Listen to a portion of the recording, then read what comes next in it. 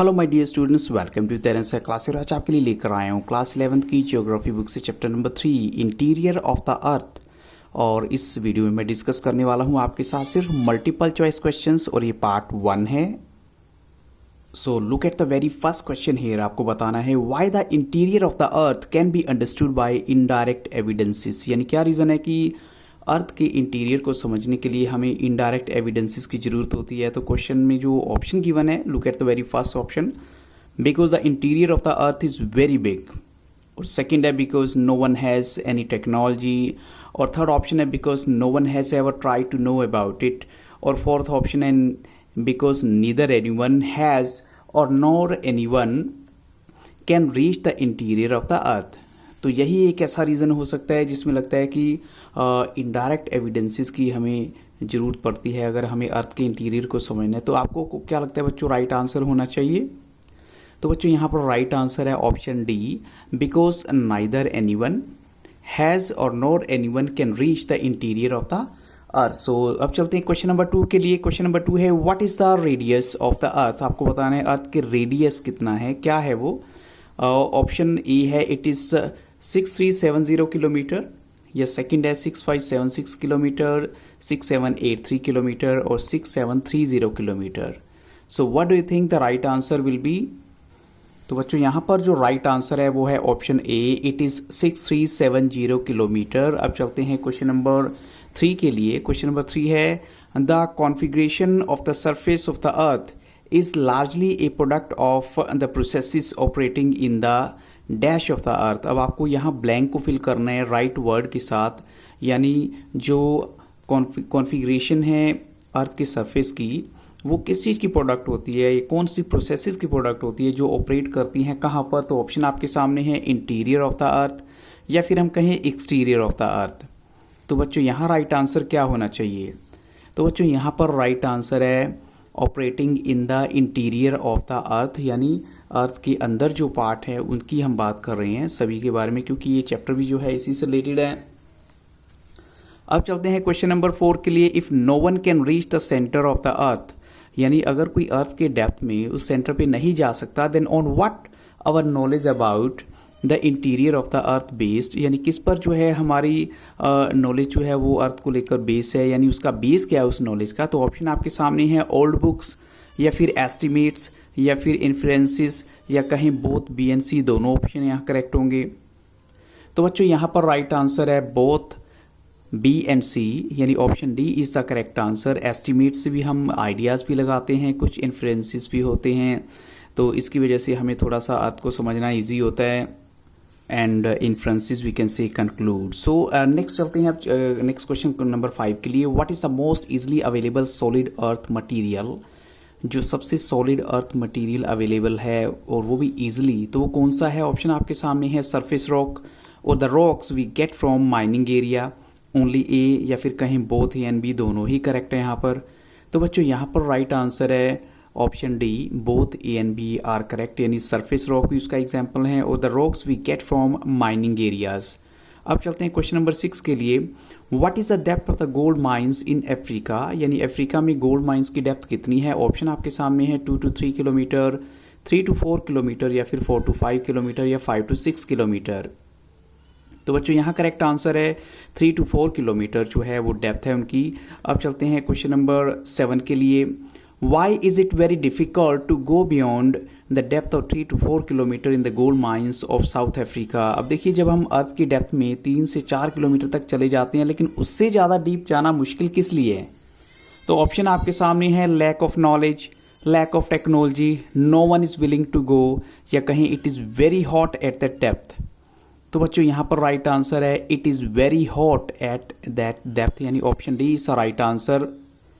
So now move to the next question. Question number 8 is on which 2 projects scientists all over the world are working, यानी ऐसे कौन से 2 projects हैं जिन पर scientist, पूरी दुनिया के साइंटिस्ट काम कर रहे हैं। तो ऑप्शन आपके सामने है deep ocean drilling project and integrated ocean drilling project, या कहीं डील ओशन ड्रिलिंग प्रोजेक्ट और इंटीग्रेटेड सी ड्रिलिंग प्रोजेक्ट, या फिर ऑप्शन सी है आपका deep ocean drilling project and internal ocean drilling project, या steep ocean drilling project and integrated ocean drilling project. तो बच्चों करेक्ट आंसर आपके अकॉर्डिंग क्या होना चाहिए यहाँ पर? तो यहाँ पर बच्चों राइट आंसर है ऑप्शन ए, जिसमें ये बताया गया कि ये किस तरह का प्रोजेक्ट है। ये है डीप ओशन ड्रिलिंग प्रोजेक्ट और दूसरा है इंटीग्रेटेड ओशन ड्रिलिंग प्रोजेक्ट। इन पर जो है साइंटिस्ट, पूरी दुनिया के साइंटिस्ट इनफैक्ट हम कहेंगे काम कर रहे हैं। क्वेश्चन नंबर 9 है the deepest drill at Kola in Arctic Ocean has so far reached a depth of. अब आपको बताना है कितनी डेप्थ तक वो पहुंच चुकी है। तो ऑप्शन आपके सामने है 10 किलोमीटर, 12 किलोमीटर, 13 किलोमीटर या फिर 14 किलोमीटर। तो बच्चों यहाँ पर राइट आंसर है ऑप्शन बी, वो जो है 12 किलोमीटर की डेप्थ तक पहुँच चुकी है। क्वेश्चन नंबर 10 है when does the molten material, जिसे हम मैग्मा कहते हैं, बिकम अवेलेबल फॉर लेबोरेटरी, यानी वो लेबोरेटरी एनालिसिस के लिए कब अवेलेबल हो पाता है? तो ऑप्शन आपके सामने है वेन एवर इट रेन्स, जब बारिश होती है, और whenever the sun is hot, या सन बहुत हॉट होता है, या when magma is thrown on to the surface during volcanic eruption, या हम कहें जब मैग्मा को बाहर की तरफ फेंक दिया जाता है अर्थ के सरफेस पे ड्यूरिंग वोल्केनिक एरप्शन का मतलब होता है जब वोल्केनो जो है एरप्ट होता है, या वोल्केनो एक ज्वालामुखी जो है फट पड़ता है। तो या डी ऑप्शन है when magma is thrown on to the surface during storm, या फिर तूफान के वक्त जब मैग्मा जो है उसको फेंक दिया जाता है बाहर। तो बच्चों यहाँ राइट आंसर क्या होना चाहिए? तो यहाँ राइट आंसर है option C, when magma is thrown on to the surface during volcanic eruption जो है। अब चलते हैं क्वेश्चन नंबर 11 के लिए। Which statement is true about the gravitation force. अब ग्रेविटेशन के बारे में, ग्रेविटेशन फोर्स के बारे में कौन सी स्टेटमेंट बिल्कुल सही है? द ग्रेविटेशन फोर्स, यानी जिसके लिए हम सिंबल जी यूज़ करेंगे, is not the same at different latitudes on the surface, और कहेंगे it is less near the pole and greater at the equator, और कहेंगे it is greater near the pole and less at the equator, और या फिर last option हम देखते हैं। लास्ट ऑप्शन क्या है यहाँ पर? बोथ ENC यहाँ पर जो है गिवन है। तो बच्चों आपको क्या लगता है राइट आंसर होना चाहिए? तो बच्चों यहाँ पर करेक्ट आंसर है option D, both ENC are correct. अब चलते हैं क्वेश्चन नंबर 12 के लिए। Which statement is true about meteors, यानी मीटियोर्स के बारे में कौन सी स्टेटमेंट बिल्कुल सही है? तो ऑप्शन आपके सामने है these materials are not from the interior of the earth, और सेकंड है the material and the structure observed in the meteors are similar to that of the earth, और थर्ड ऑप्शन है they are solid bodies developed out of the material same as और similar to our planet, और third में अगर four option में देखें तो all of these, सभी ऑप्शन यहाँ पर आपको करेक्ट लगते हैं, तो आप ऑप्शन डी यहाँ देंगे। तो what do you think the right answer will be? तो यहाँ पर करेक्ट आंसर है ऑप्शन डी, यानी जो भी बातें मीटियर्स के बारे में कही गई हैं वो बिल्कुल परफेक्ट हैं, बिल्कुल राइट हैं। अब चलते हैं क्वेश्चन नंबर 13 के लिए। The reading of gravity at different places differs from the expected values, such A difference is called. अब उस डिफरेंस को क्या कहा जाएगा? उस ब्लैंक को आपको फिल करना है। तो ऑप्शन आपके सामने है ग्रेविटी डेप्थ, या ग्रेविटी एनोमली, या कहीं ग्रेविटी इंडक्शन, या ग्रेविटी डिफरेंस। तो बच्चों यहाँ पर राइट आंसर है ग्रेविटी एनोमली उसे कहा जाएगा, जिसकी हम बात कर रहे हैं। अब चलते हैं क्वेश्चन नंबर 14 के लिए। Which information do the magnetic surveys provide us about the interior of the earth, यानी कौन सी जो है इंफॉर्मेशन हमें मिलती है मैग्नेटिक सर्वेज के थ्रू, यानी अर्थ के इंटीरियर के बारे में। तो ऑप्शन आपके सामने है magnetic surveys also provide information about the distribution of magnetic materials in the crystal portion, या हम कहें magnetic surveys also provide information about the distribution of solid materials in the crystal portion. तो पहले में क्या है? मैग्नेटिक मटीरियल्स है, और सेकंड में क्या है? Solid material. तो बच्चों आपको क्या लगता है राइट आंसर होना चाहिए? तो बच्चों यहाँ पर राइट आंसर है ऑप्शन ए, जिसमें ये बताया गया कि जो मैग्नेटिक सर्वेज हैं वो इंफॉर्मेशन देते हैं the distribution of magnetic materials in the crystal portion जो है।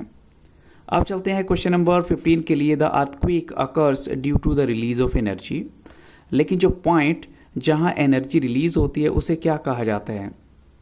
It is called the focus of an earthquake, और it is called hypocentre, only A, या फिर कहीं बोथ एंड बी, दोनों यहाँ करेक्ट होनी चाहिए। तो बच्चों यहाँ पर बी राइट आंसर है ऑप्शन डी, जिसमें both and B will be accepted.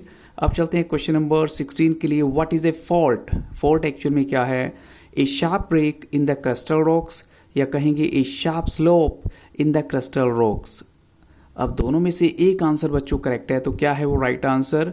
Fault actual में होता है ऑप्शन ए राइट आंसर है। A sharp break in the crustal rocks, यानी अर्थ के जो क्रस्टल रॉक्स हैं वो जो हैं जब टूट जाती हैं तो वो फॉल्ट कहा जाता है। क्वेश्चन नंबर 17 देखिए, which statement is true about the epicenter? Epicenter के बारे में कौन सी स्टेटमेंट सही है? It is a point on the surface nearest to the focus, और it is the first one to experience the waves, और it is a point directly above the focus, या कहें ऑल ऑफ द अबव। सभी के सभी यहाँ right answer है। तो बच्चों यहाँ पर सभी के सभी ऑप्शन जो हैं वो एपिसेंटर के बारे में सही हैं, ऑल ऑफ दीज यानी ऑल द अबव। अब चलते हैं क्वेश्चन नंबर 18 के लिए। Where do all the natural earthquakes take place? कहाँ पर नेचुरल अर्थक्वेक्स जो हैं आते हैं? अक्सर भूकंप या भूचाल कहाँ पर आते हैं? On the mountains, in the valley, in the lithosphere, और इन द स्ट्रेटोस्फीयर। तो बच्चों यहाँ पर करेक्ट आंसर है option C, in the lithosphere, यानी option C is right answer, जहाँ नेचुरल अर्थक्वेक्स आते ही रहते हैं। Which statement is true about lithosphere? Lithosphere के बारे में कौन सी स्टेटमेंट जो है बिल्कुल सही है? It refers to the depth up to 200 kilometre from the surface of the earth, और कहेंगे it refers to the depth up to 400 kilometre from the surface of the earth. तो बच्चों यहाँ पर करेक्ट आंसर क्या है? यहाँ राइट आंसर है ऑप्शन ए, यानी जो डेप्थ जो है अर्थ की सरफेस से 200 किलोमीटर तक की डेप्थ जो है वो लिथोस्फीयर का एरिया होता है। और अब चलते हैं क्वेश्चन नंबर 20 के लिए। Which instrument records of waves reaching at a surface? यानी ऐसा कौन सा इंस्ट्रूमेंट है जो वेव्स को रिकॉर्ड करता है जब वो सरफेस की तरफ आ रही होती हैं? तो ऑब्वियसली अर्थक्वेक के टाइम की बात हो रही है। तो ऑप्शन आपके सामने हैं सिस्मोग्राफ या फिर कहीं डायनमोमीटर जो है। इनमें से कौन सा करेक्ट आंसर होना चाहिए बच्चों? तो बच्चों यहाँ राइट आंसर है सिस्मोग्राफ जो है वो अर्थक्वेक की वेव्स को रिकॉर्ड करता है। अब चलते हैं क्वेश्चन नंबर 21 के लिए। Earthquake waves are of two types, आपको उनके नेम देने हैं। Body waves and surface waves, या body waves and mass waves, या body waves and in fact mass waves and surface waves, या कहीं powerful waves and surface waves. तो यहाँ राइट आंसर बच्चों क्या होना चाहिए? और यहाँ पर राइट आंसर है ऑप्शन ए, जिसमें ये बताया गया कि जो body waves and surface waves जो हैं ये टू टाइप्स की वेव्स होती हैं। अब चलते हैं क्वेश्चन नंबर 22 के लिए। भी statement is true about body waves? Body waves के बारे में कौन सी स्टेटमेंट सही है? They are generated due to the release of energy at the focus, और या ये कहें they move in the directions travelling through the body of the earth, और कहें बोथ यानी भी दोनों ही यहाँ पर राइट हैं। तो बच्चों जो बॉडी वेव्स के बारे में बातें कही गई हैं वो बिल्कुल सही हैं, यानी बोथ ऑप्शंस आर करेक्ट। अब चलते हैं क्वेश्चन नंबर 23 के लिए। When the body waves interact with the surface rocks, यानी जो बॉडी वेव्स जो हैं वो सरफेस रॉक्स के साथ इंटरेक्ट करती हैं, उनके कॉन्टेक्ट में आती हैं और जनरेट करती हैं न्यू सेट्स ऑफ वेव्स, तो उनको क्या कहा जाता है? तो ऑप्शन आपके सामने हैं, क्योंकि वो रॉक्स के साथ सरफेस रॉक्स के साथ टकराती है तो क्या उनको रॉक्स वेव्स कहा जाएगा, या सरफेस रॉक वेव्स कहा जाएगा, या फिर कहीं सरफेस वेव्स कहा जाएगा, या फिर नन ऑफ दीज? तो बच्चों यहाँ पर उन्हें कहा जाता है सरफेस वेव्स, यानी option C is the right answer. अब चलते हैं क्वेश्चन नंबर 24 के लिए। How many types of body waves are there? Body waves कितने टाइप की होती हैं? 1, 2, 3 या फिर 4 टाइप? तो बच्चों यहाँ पर राइट आंसर क्या है? यहाँ पर राइट आंसर है ऑप्शन बी, 2 टाइप्स की होती हैं बॉडी वेव्स। अब चलते हैं क्वेश्चन नंबर 25 के लिए। Which statement is true about P waves? P waves के बारे में कौन सी स्टेटमेंट सही है?